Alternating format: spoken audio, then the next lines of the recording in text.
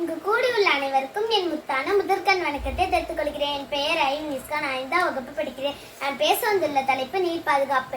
நீர் இன்று அமையாது உலகத்தை முறையாக சேமித்து பழகு.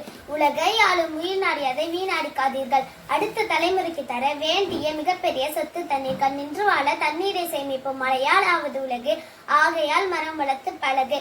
விண்ணின் மழை துளி, மண்ணின் உயிர் துளி, மழை நீர் உயிர் நீர் என உரைப்போம், அதை மனதில் செதுக்குவோம்.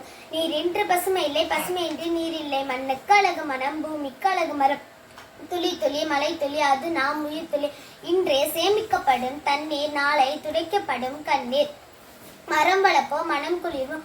உயிர்களை காக்க தண்ணீரை காப்போம். அவசியம் அவசியம், நீர் பாதுகாப்பு அவசியம். சேகரிப்போம் மழை நீரை சேகரிப்போம்.